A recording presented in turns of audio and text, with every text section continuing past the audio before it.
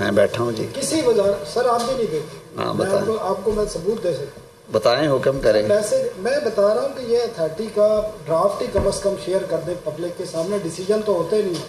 سر دوسری بات یہ ہے کہ جو آپ کہہ رہے ہیں عدلیہ کے حوالے سے, جب لوگ مسنگ پرسن ہو جاتے ہیں تو پھر لوگ کورٹ میں جاتے ہیں. جب کورٹ کو جواب نہیں دیا جاتا کسی قسم کا تسلی پر, کورٹ کے پاس کیا راستہ ہے؟ پھر آپ نے ٹھیک باتیں کی ہوگی, کوڈ آف کنڈکٹ بھی ہے عدلیہ کا, لا بھی, ہر ایک کی اپنی اتھارٹی بھی ہوتی ہے, لیکن کیا راستہ اختیار کیا جائے؟ اور کوئی راستہ ہے اس میں؟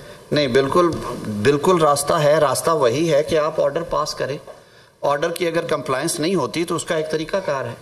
اس کے لیے جو اگر کوئی متاثرہ فریق ہے وہ اپیل میں چلا جائے گا. اگر کوئی اپیل میں نہیں جاتا تو آپ آرڈر ایگزیکیوٹ کرنے کے لیے جو عدالتی نظام ہے, طریقہ کار ہے, اس کے سارے موڈز موجود ہیں. میں نے تو صرف یہ جسارت کی ہے بات کرنے کی کہ اس طرح کی میرے خیال میں باتیں کرنا کہ کابینہ کو بھی یہاں پہ لا کے بٹھا دیا جائے گا اور وزیر اعظم کو بھی بٹھا دیں گے اور سامنے بٹھا کے بات, یہ غیر مناسب باتیں ہیں. یہ نہ ان کے منصب کے مطابق ہیں اور نہ میرا آئین اور قانون اس کی اجازت دیتا ہے. ہر ادارے کی جو قانونی دائرہ کار ہے وہ وضع کر دیا گیا ہے آئین میں. ان کے جو اپنے رولز اور پروسیجرز ہیں ان میں ہے. ججز کا اپنا کوڈ آف کنڈکٹ ہے. ہمیں ہمارے قوانین اور رولز آف بزنس پابند کرتے ہیں کہ ہم نے کیسے کام کرنا ہے. اور اگر یہ سارے کام عسکری ذمہ داریاں بھی اگر عدالتیں نبھانا شروع کر دیں اور دفاعی ذمہ داریاں بھی عدالتیں اور وزارتی ذمہ داریاں بھی اگر عدالتوں نے نبھانی ہیں اور وزیر اعظم اور کابینہ کے کام بھی اگر کورٹ رومز میں ہونے ہیں تو پھر نظام کیسے چلے گا؟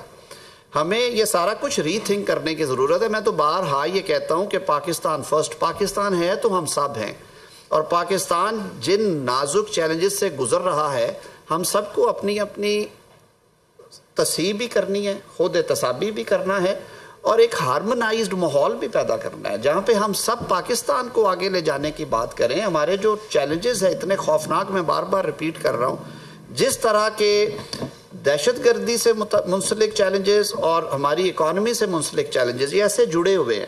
آپ پاکستان کو قرضوں کے جال میں دھستا جا رہا ہے, اس سے نکالنے کے لیے ہمیں فورن انویسٹمنٹس کی ضرورت ہے. جو شورشیں پاکستان میں فورن سپانسرڈ ہیں, وہ چاہے بلوچستان میں ہیں, چاہے وہ خیبر پختونخوا کے سرحدی اضلاع میں ہیں, چاہے وہ ساؤتھ پنجاب میں ہیں, چاہے وہ کراچی میں ہیں, ان شورشوں کے ہوتے ہوئے, ان تخریب کاریوں اور دہشت گردیوں کے ہوتے ہوئے کون سے فورن انویسٹرز ہیں جو کہ دل بڑا کر کے پاکستان میں آئیں گے اور کام کریں گے؟ یہ کام کس نے کرنا ہے؟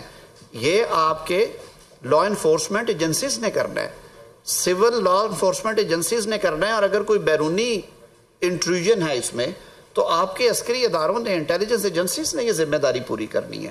یہ بات یا تو کہیں کہ یہ بہت آئیڈیل ہے, سارا کچھ بہت اچھا چل رہا ہے, ملک میں امن ہے, کبھی بم دھماکہ نہیں ہوا, کبھی پولیس یا رینجرز یا فوج کی گاڑیوں پہ بم دھماکے نہیں ہوئے, ان کے جوانوں نے شہادتیں نوش نہیں کی, تو یہ ساری چیزیں بھی سامنے رکھ کے ان چیزوں کو دیکھا جاتا ہے. نہیں ہونا چاہیے بالائے قانون. میں بالکل, یہ گورنمنٹ کی ذمہ داری ہے. Nobody should be dealt with extrajudicially without the backing of law. لیکن اگر یہ کچھ اکا دکا واقعات ہوتے ہیں تو ضرور عدالتیں اس پہ حکم جاری کریں. لیکن جو یہ جس طرح کی گفتگو کی جاتی ہے, جو رپورٹنگ کے ذریعے پاکستان کے عوام تک پہنچتی ہے, ہمارے دل دکھتے ہیں اس کی وجہ سے.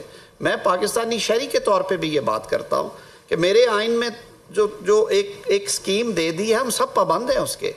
یہ کہہ دینا کہ ساروں کو بٹھائیں گے سامنے لا کے, فلاں کو بھی بلا کے بٹھائیں گے, فلاں کو بھی بٹھائیں گے, آئین تو اس کے ادروائز کہتا ہے. آئین تو کہتا ہے کہ 248 میں امیونٹی ہے, آئین کے 199 میں کچھ امیونٹیز ہیں, پھر ان کو بھی سامنے رکھنا ہوتا ہے.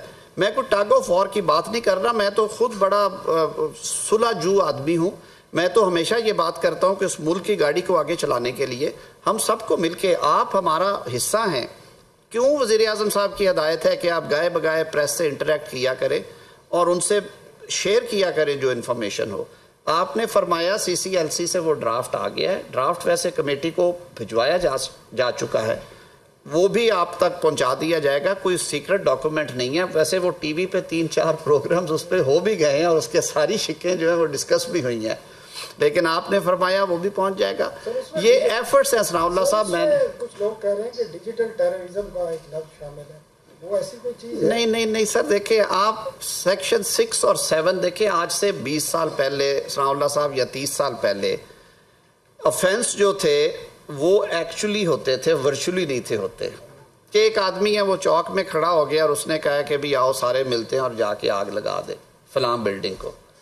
اب ایک آدمی فون اپنے سامنے رکھتا ہے، اس کا ویڈیو آن کرتا ہے اور کہتا ہے جی میں فلاں آدمی ہوں، میں اپنے ہم وطنوں سے یہ عرض کروں گا کہ آج آپ سب نے اکٹھے ہونا ہے، شام 7 بجے